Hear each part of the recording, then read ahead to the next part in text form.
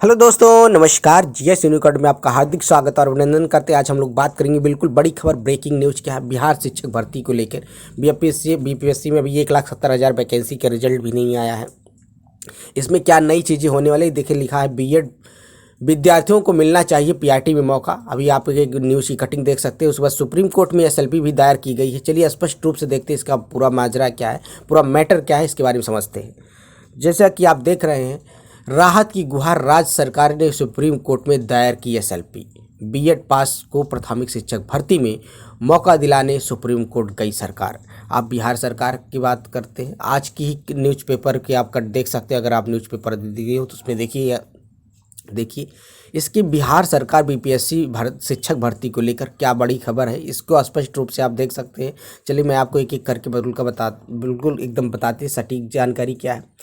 राज्य सरकार ने सुप्रीम कोर्ट में एसएलपी दायर कर कहा कि बीएड डिग्रीधारियों को प्राथमिक शिक्षक पद के लिए नियुक्ति के अवसर मिलना चाहिए।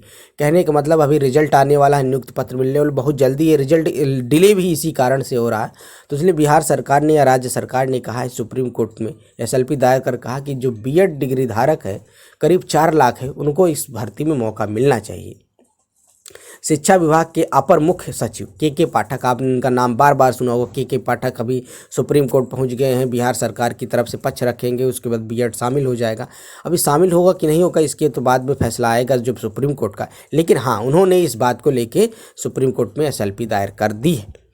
तो के पाठक ने सुप्रीम कोर्ट में इस आशय से स्पेशल अपील याचिका दायर की है कि राज्य सरकार से जल्द से जल्द प्रदेश में बड़े पैमाने पर शिक्षकों की नियुक्ति करना चाहती है। लेकिन इसमें सुप्रीम कोर्ट का एक आदेश आड़े आ रहा है। मतलब जो 11 अगस्त का सुप्रीम कोर्ट का फैसला आया, उसको लेके बीएड को बाहर किया गया है। तो कहने का मतलब वही है कि जो सुप्रीम कोर्ट का फैसला आया, आदेश है, आड़े आ रहा है। सुप्रीम कोर्ट से अनुमति मिल जाने के बाद ही बीएड डिग्री वाले आवेदकों को भी प्राथमिक शिक्षक के पद पर नियुक्ति का अवसर मिल सकेगा।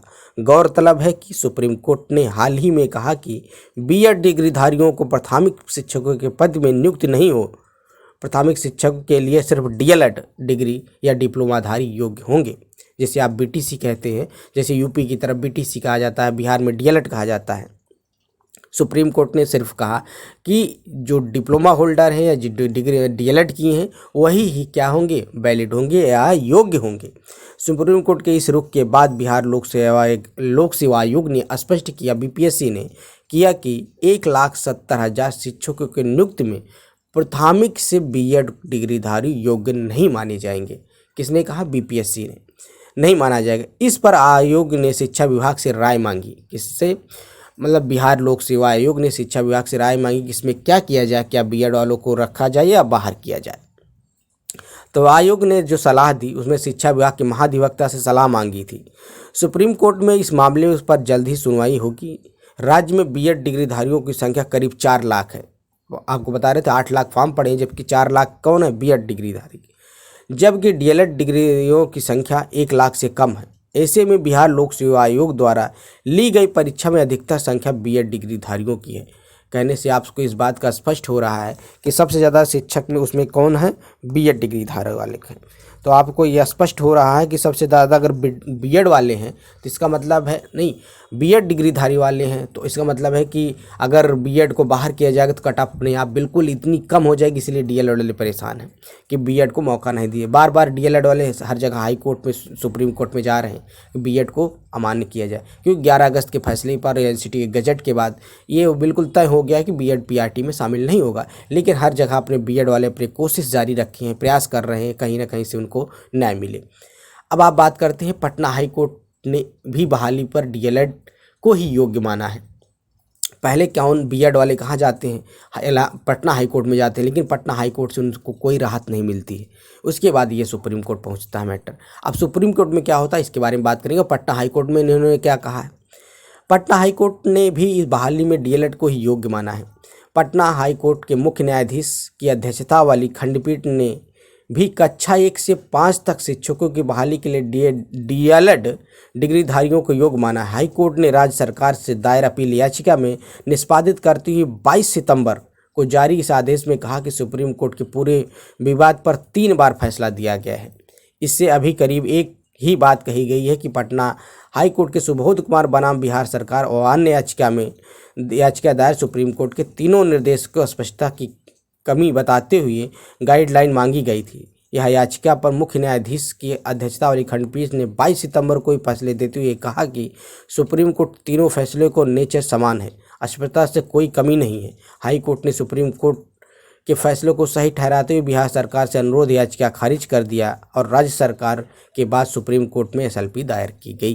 कहने का मतलब है जब पटना हाई कोर्ट से बिहार सरकार की जो याचिका थी उसको क्या कर दिया गया, खारिज कर दिया गया, तब अब बिहार सरकार में जो के पाठक जी हैं सुप्रीम कोर्ट पहुंचते हैं और सुप्रीम कोर्ट को अपनी बात को यह एसएलपी दायर करती है। एसएलपी मतलब होता है स्पेशल लीव पिटीशन। तो अब ये दायर होती है। अब इस पे फैसला कब आएगा इसके बारे में बिल्कुल बात करेंगे कि जब फैसला कोई आता है तो हम आपको बिल्कुल सूचित करेंगे। चलिए देख लेते हैं उन्होंने क्या क्या इस पे दिया है। The high courts of judicial Patna, कौन था petitioner, Saurabh Kumar versus state of Bihar. अब यहाँ पर के पाठक वहाँ जाते हैं, कहाँ, सुप्रीम कोर्ट में जाते हैं। सुप्रीम कोर्ट में अब एसएलपी दायर होती है। अब इसका कोई फैसला अभी तक आया नहीं है। फैसला आते ही स्पष्ट हो जाएगा क्या वहाँ से बिहार को राहत मिलती है, बीएड वालों के लिए कोई राहत मिलती है नहीं मिलती। कि जैसा कि सुप्रीम कोर्ट में देखिए अब बात ये होती है, सुप्रीम कोर्ट अपना फैसला कभी बदलती नहीं है। हाँ कुछ अभी बार बार वहाँ पर रिव्यू पिटीशन डाला जा रहा है, हर एक चीज़, लेकिन अभी तक कोई स्पष्टता नहीं हुई है कि बीएड को शामिल किया जाएगा। कहने का मतलब एक बार जो फैसला आ जाता है वही मान्य होता है। तो ये न्यूज़ थी। अगर वीडियो पसंद आता है तो आप चैनल को सब्सक्राइब करें, लाइक करें और शेयर करें, ज़्यादा से ज़्यादा अपने दोस्तों में शेयर करें ताकि सभी को इन्फॉर्मेशन पहुंच सके। अगर आप कोई सुझाव देना चाहते हैं तो कमेंट बॉक्स में कमेंट कर सकते हैं, आप अपना राय दे सकते हैं। मिलते हैं नए वीडियो के साथ। जय हिंद साथियों, नमस्कार सभी को, have a nice day, good day सभी को।